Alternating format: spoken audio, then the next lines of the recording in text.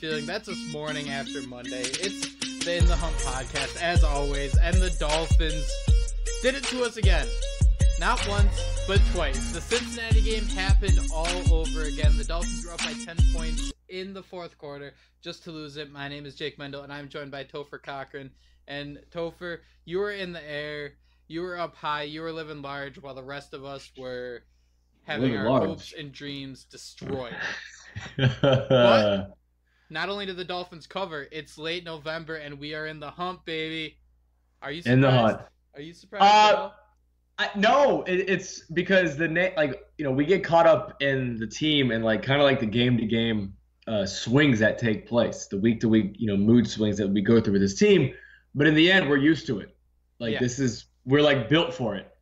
And so when you see these results against Cincinnati, where you're where they're up and you're like, yeah, they could still lose this, and they lose it. When they're in Green Bay and the game is there for them to take, it is they're gifted that game to win, and because the way Green Bay was playing, and they don't do it. And then you come to the game against Indianapolis, Tannehill comes back, they're up by 10 in the fourth quarter, and then they take a crap at the 5-yard line, not midfield, but the 5-yard line, their own 5. Yeah, that was so bothersome how they decided to, when they were up 7, it was pass, run on third down. Then with a tie game, you decide to run. What did they decide to do? Run? Or pass, run?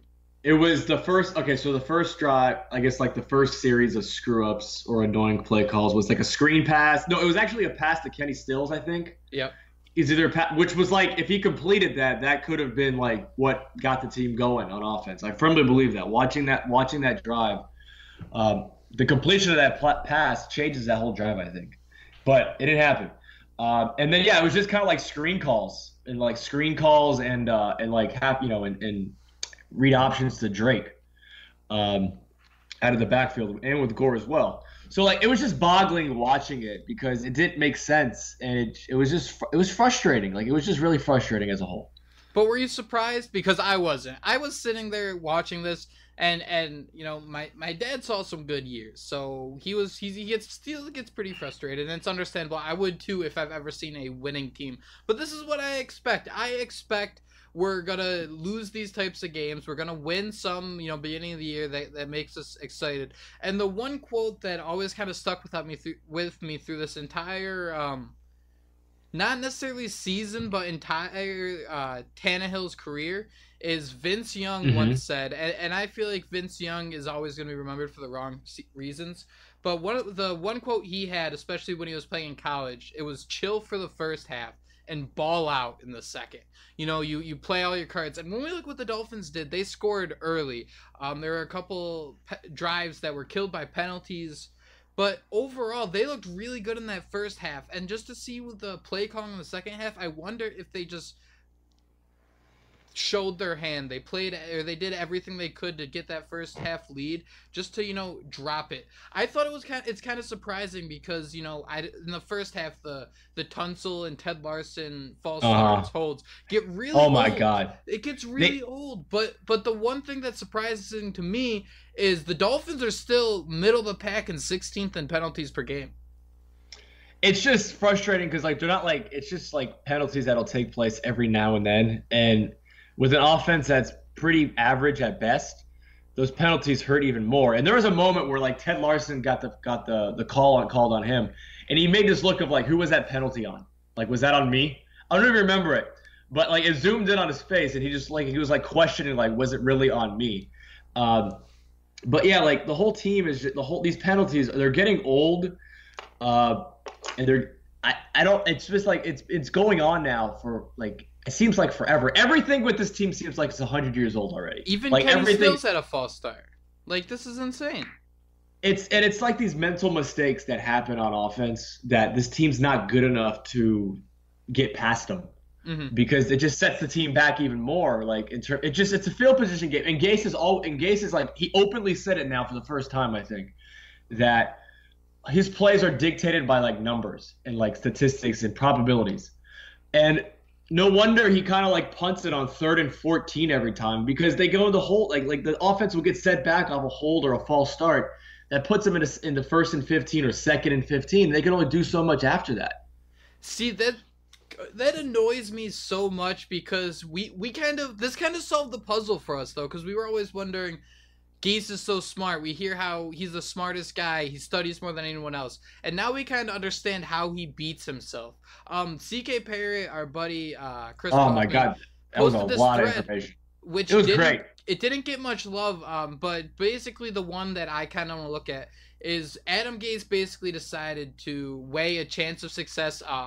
Specifically, we're talking about the 3rd and 10 run, the outside zone. There was a 25% chance of them getting a first down versus an 8% chance of like a interception or a fumble or something like that. And he basically decided to give up by running it. And my biggest issue with this is because when you play those numbers, sure, but you cannot play to lose or play not to lose in the NFL, especially when you try to win playoff games and things like that. Because think of it this way. If every team did that, if every team thought, oh, there's only a 25% chance we can get this. And in reality, in the NFL, I don't think 25% chance is that bad. I actually think that's a pretty good chance. 3rd and 10 of you converting, you have a 25% chance. That is awesome. But the way I look at it is, if every team went like this, there would be a 0% chance of completing it because nobody would do it anymore. Wouldn't you agree? It's just when he uses these numbers to like base his decisions off of them, and that's what's frustrating, because it's like, yeah, he's basically admitting he's a numbers guy and analytics guy. Yep. But like 100%, and it's just frustrating as like, because he's using them and he's telling you, and it's like, dude, try, like, please try. At this point, just try doing something that has nothing to do with your logic and your numbers. The way I look at it is the numbers don't represent the players. The players represent the numbers. So when you kind of look at the one 3rd down play the Dolphins gave up and it worked was the Kenyon Drake touchdown. Say that's your one big play that you kind of got, let's not say out of nowhere, but that wasn't like a schemed, all right, we're going to dump it off to Kenyon Drake, he's going to go 33 yards for a touchdown. What you're doing there is you're giving your players an opportunity. By going with the percentages, you're not going with your players. In football, so many crazy things can happen on play to play, and the way Andrew Luck was playing, that 8% of a catastrophic result might not include Andrew Luck going down and, kicking that field goal. But I bet you this, on the 3rd down that Andrew Luck decided to escape the Akeem Spence whiff and throw to Chester Rogers, I bet there was a smaller percentage of them completing that than there was Tannehill completing that 3rd and 10 in his own zone. Wouldn't you agree? Yeah, I think he's just scared of the turnovers, and he's scared of the team making mistakes. And so he'll just go ultra conservative when he has to, because he's scared of that game getting blown open. Like, he's scared. He's very gloom and doom type guy when it comes down to it, because he's scared of these mistakes happening. He'll only go deep when it like turns into like an arm punt, or when he absolutely needs to. But I don't know. I kind of take that back, because he absolutely needed to make open up the playbook, and he really didn't.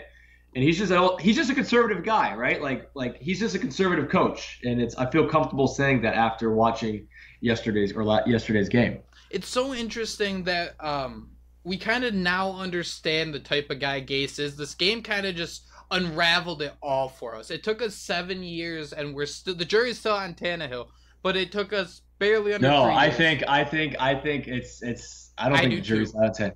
But the sake of, the Twitter likes to think, well, with the X, Y, and Z, he could be good. And that's exactly the point. You want a guy who doesn't need X, Y, and Z to be good. Yeah. AKA Andrew Luck. The Dolphins are 29th in 3rd down percentage, which is kind of surprising that it's at 33%. It just seems like the Dolphins, their success this year, when we look back to like the Albert Wilson breaks and the Jakeem Grant breaks, those were never schemed by Adam Gase. And we talked about that. We did. And Leonte Carew mossing a guy and going 77 yards wasn't in Gase's athletic analytics. ability. those Athletic are ability. not in Gase's analytics. He is not saying that this is going to be the result of the play. Otherwise, because if there is only a 20, say, okay, look at it this way. Those Albert Wilson screen passes. He has to think there's better than a 25% chance for him to break it and go all the way for a touchdown. Otherwise, he wouldn't do it. So I have to think that he plays way too safe instead of trusting his players, trying something new. I think numbers are a good supporting tool, and this is gonna sound kind of old time. Oh, it makes us all sound old. These are like arguing his logic makes us sound super old. But, like, you need to give your guys a chance. You can't, because I don't think when you have Bruce Arians sitting there just burning you for how bad the play calling is, this is your offensive guru. I've never heard anyone question Mike Shanahan to this point, and I kind of keep going back to him because he was hired about the same time as Gase. Their past kind of seems similar. They both went to Super Bowls, both lost Super Bowls, but why is it that the Gase can't trust his players and kind of let loose, you know? I go back and forth on this because like the obvious answer is that I look at it like he doesn't trust his guys. He doesn't trust it. Like he doesn't have that go-to guy to make that play. Whether it's Parker. Would he go against the analytics though? If he trusted the guys. I think if he had that dude, like that guy. I think if he had that guy that he could trust, and it's usually the quarterback. It usually comes down to, do you have a guy who can make a play with his legs or with his arms at the quarterback position? And then do you have a guy who could ultimately, with the quarterback, make a play as a receiver? And I don't think he trusts that. And his logic to the whole thing, specifically on that last drive, was the defense is playing to not have the first down. So they're basically dropping their coverage, and they're basically playing all on the first down line. And so that if you give it to Kenyon Drake, since the secondary is dropping back in coverage, he's going to get at least an easy 7 to 8 yards when they run it, and then which would then, by then, hopefully the explosiveness of Kenyon Drake or Frank Gore could get that first down. Like, that's what his logic was to the whole thing. But I ultimately think he doesn't trust his team. Like, he doesn't have the guy. And that's what, like, having a good quarterback can do for you, is because it allows you to make those decisions. We're like, you know what? We're going to ride this guy down. We're going to ride the back of our quarterback, and if we lose with him, we lose with him. If we win with him, we win with him. And more times than not, we'll probably win. Like you saw Indianapolis. You're down by 10 at home, and all it takes is just, like, one stop with your average defense to get a stop, and you're back in the game. Like, you're back in the game with just one big play after another. And next thing you know, you win the game because you have that guy who could give you confidence, who you always trust to do the right thing in your quarterback. Let's take a look at Tannehill for a second. He only attempted 4 passes of 10 yards or more.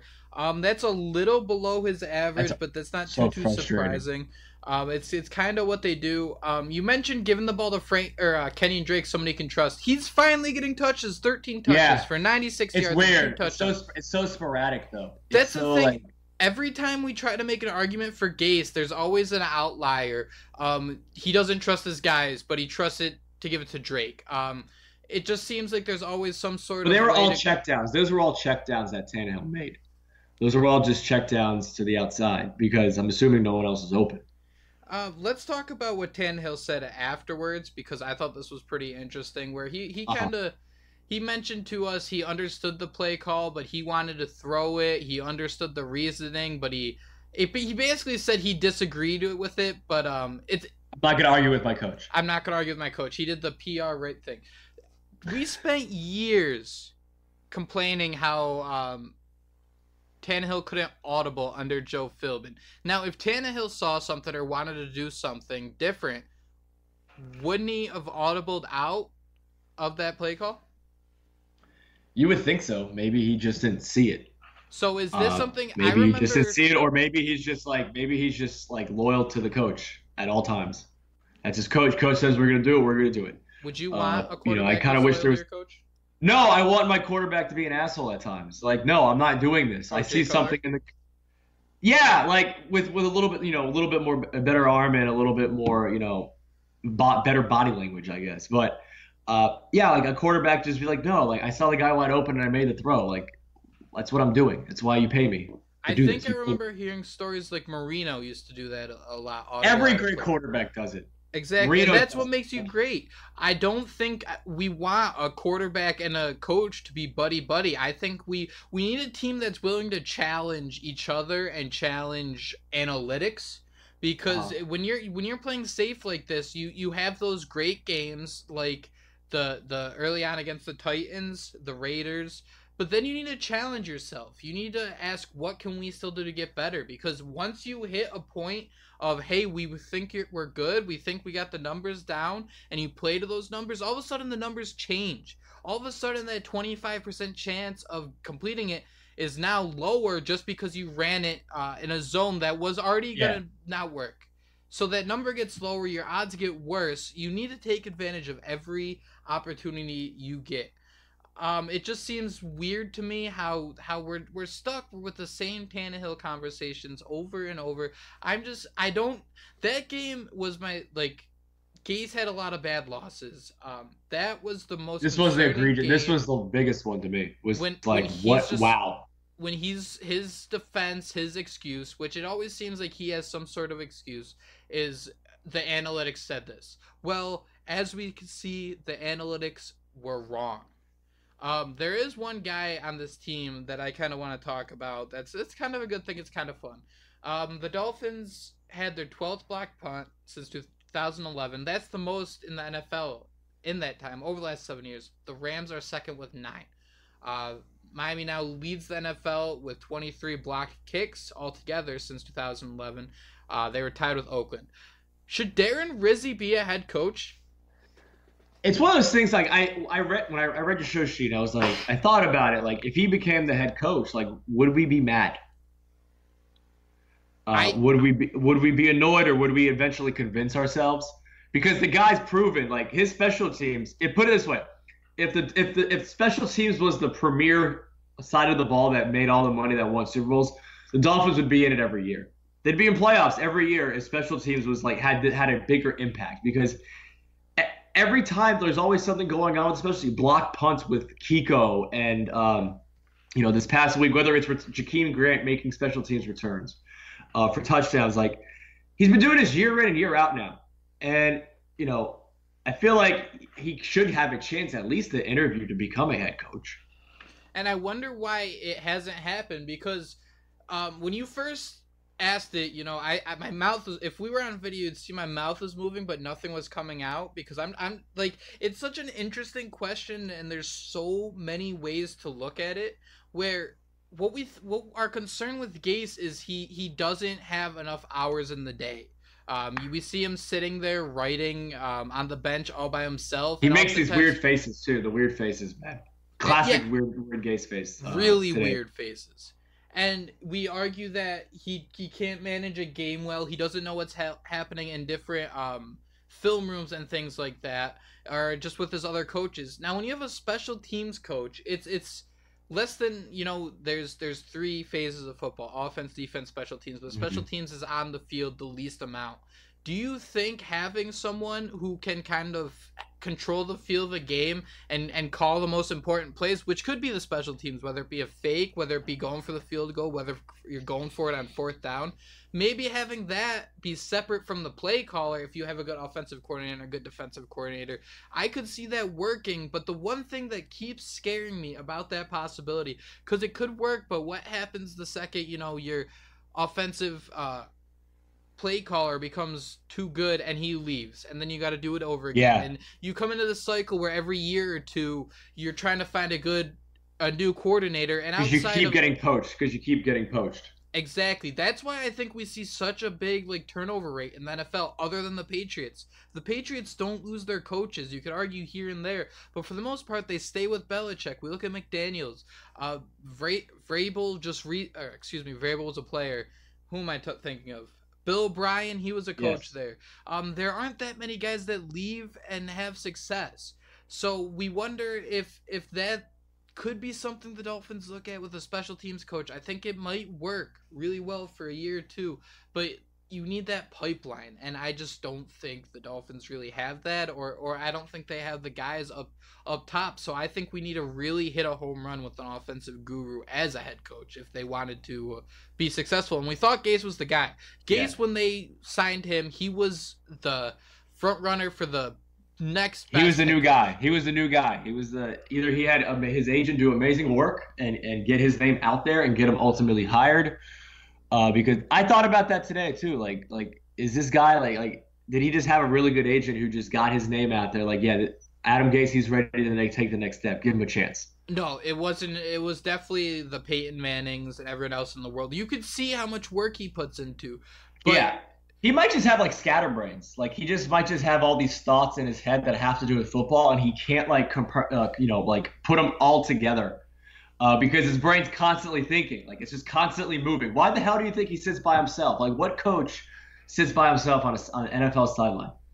He mentioned, too, how he liked watching Red Zone Channel because he had ADD. I think he's just too much of a nerd. I mean, I really think he just needs to feel the game. He knows too much. He probably just knows too much, man. Exactly. And he knows too much. He can't, like, his brain can't channel it all. It's crazy. He said a comment today with Barry Jackson. Barry Jackson asked, I think it was Barry Jackson. It was in today's press conference that, like, he knew that what Indianapolis was going to do. And he told Barry, like, yeah, we knew they were going to do this, and it just didn't work out. Like, we knew they were going to do this. And I think his brain's there's just so much going on with football. Like, his head's a giant football. He doesn't know how to handle it all. So how does Adam Gase get back on our side? How do we kind of go into next year excited that Adam Gase is our head coach? What does he have to do over these last 5 games?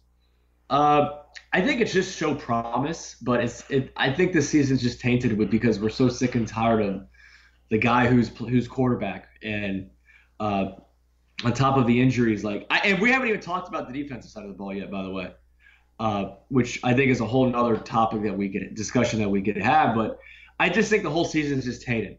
It's been tainted ever since Tannehill got hurt, and now he's back, and it doesn't matter anymore. That we're kind of thinking towards now off-season when it comes to, like, hope with this team. Unless they run the table. Unless they run the table, baby. We'll transition here. The Dolphins are averaging 20 points a game, which is 25th in the league, and that's while they still get 2 turnovers a game. We're going to talk about our boy Xavier Howard in a second. Shout out him. But the Dolphins get 2 turnovers from their defense a game, which is 3rd in the NFL, which is pretty damn good. And you're still only averaging 20 points a game. I don't care what stats you want to give to me about how many yards the Dolphins are giving up their defense. Yes, they've been bad, but to put most of their losses on them, I can't do it. I can't do it when you have a guy like Xavier Howard picking off back-to-back plays off Andrew Luck. How awesome was that, watching that? It was crazy. It was just so fast. Like, you turn your head, Xavier Howard made another play in it. And it's fun to watch because when you say that stat, they're averaging 2 turnovers a game, which is 3rd in the NFL. I remember when I was watching that Rams game against the Chiefs last week, and the discussion was it's not about having a shutdown defense. It's about having a defense that can cause turnovers in the middle of a game. Mm-hmm. And that's what makes your defense good. The Dolphins technically have that. They get turnovers. They whether it's a fumble, whether it's an interception, they cause these turnovers 2 times a game. And to me, it just shows it's the offense is not stepping up because 2 turnovers a game, man, like, that's a field position right there. That's, depending on where you're at, that's ending a drive no matter what. But that could put a team in field goal range. That could put them within their opponent's territory, setting up for a touchdown. It did against the Jets. Yep. It did against the Jets in week 2. They scored right after that to A.J. Derby. And the offense isn't really holding up to that standard. And when one side plays well, the other side doesn't. And it's just like this continuous thing of not getting everything in line. Yeah. The defense, I think my biggest area of concern is because if we go, I saw my first mock draft. Terrified I saw a mock draft. And why? I always ask you that. I always text you that, and you're like, they mean absolutely nothing. So I feel like you just cheated on me. No. I saw one. It was CK. Chris Kaufman posted one. and it had the Dolphins. He was very excited for it, and he had the Dolphins taking a linebacker in the first round. So I think we need to sit here. Kiko is great. I love Kiko. Don't hate on Kiko. He makes dumb plays, yes, but he makes up with them for so many. He got his first block punt of his career that Jerome Baker almost messed up. But outside of Howard, Jerome Baker, according to PFF, was Miami's second best defensive player. Raekwon McMillan had a strip for a fumble, but then the play that really bothered me about Raekwon, because it seems like I see him and I'm like, wow, that guy looks fast, who is it? And then I see him like for another 2 seconds, like, wow, he's really, really slow when he's out of position. Because when I look at the final touchdown to Ebron, McMillan kind of just jumped in the air and did a little twirl. And I'm like, because everyone, I remember the telecast even said, was that just intercepted? And it was because McMillan should have been there, and he just didn't work out. How would you feel if the Dolphins took a linebacker in round 1 next year?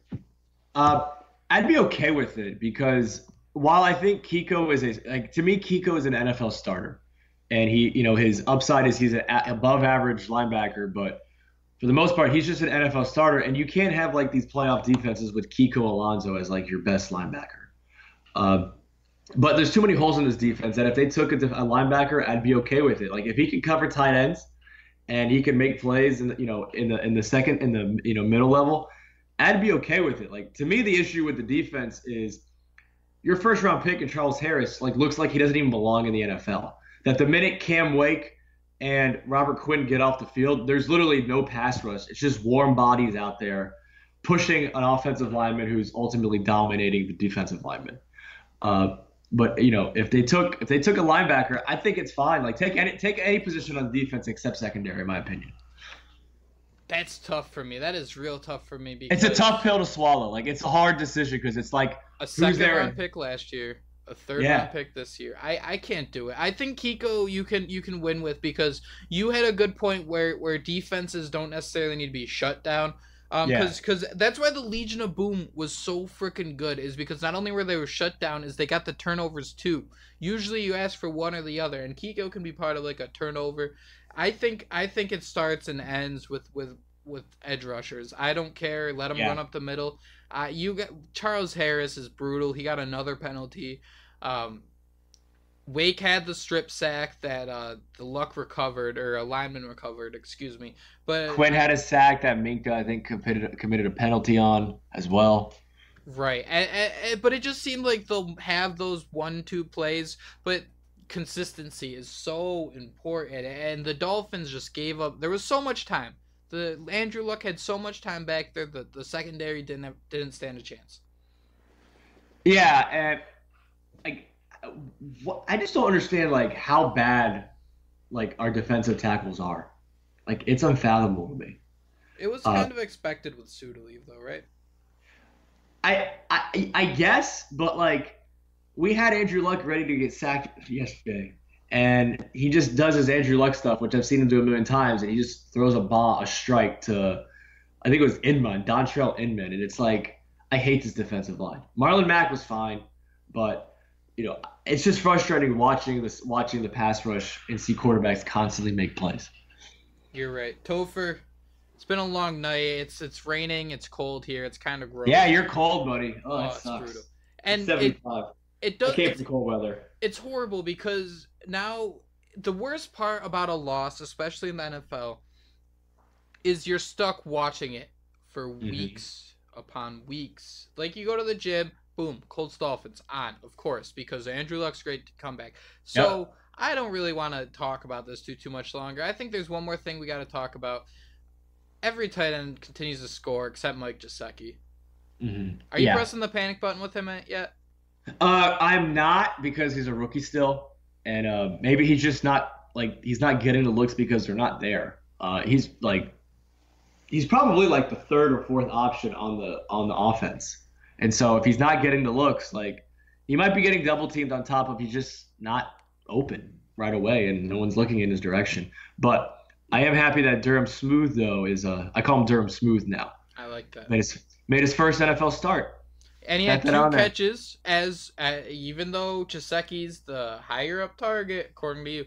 Smythe had 2 catches for 27 yards. Adam Gase had a quote. He's been practicing well, doing a lot of good stuff. Really has grown through the entire season. He keeps getting better. I guess. And he hasn't fumbled. And he hasn't fumbled like Gesicki did. But I guess the thing is, we don't hear any quote like this about Gesicki, which I guess is pretty concerning to me. I mean, the only quote we got last week was that he's being double teamed, which we've talked about it. It's just like a poor excuse to, are you good or not? But I'm hoping he turns it around. Like I think he will, but it's just frustrating seeing your second round tight end kind of have, symptoms of Michael Egnew, and it's really tormenting Dolphin fans because he's a freak athlete. Yep. But yet, he makes these dumb plays where, like, that fumble was so, like, it was like he's not used to being in the NFL, and it keeps showing every time. Whether it's when he's trying to go out on a pass and he doesn't really know how to get out of, break up separation with a cornerback covering him in week 1, or he gets hit against Detroit and he's out for like the remainder of the game, and it seems like he's soft. And then he's playing against Houston, he's leaping over like cornerbacks. Like, what are you doing? Like, and so I just think he's having a hard time adjusting to the NFL. And yesterday was like another instance of him like, no, you got to protect the ball once you get it because you're going to get hit hard. Right. Alrighty, Topher. Where can you find this podcast? You can find this podcast on iTunes. Just go on iTunes, type in Miami in the Hunt or Miami Dolphins is going to come up on there. You can find us on Twitter at MIA in the Hunt. You can find Jake at JMendel94. And you can find me on Twitter at Cochran108. If you're a Dolphin fan, shout out to Dolphins Twitter or Dolphins Facebook, I guess, for posting the Facebooking live the game on the Facebook groups. That's how I watched it in the airport. I was watching it through Facebook Live. So shout out to that. Yes, I was like, wow, these Dolphin fans are great. So shout out to them because we post the episodes in there as well. So if you listen to it, download it, rate and review it as well. Adam Gase, stop being such a freaking nerd.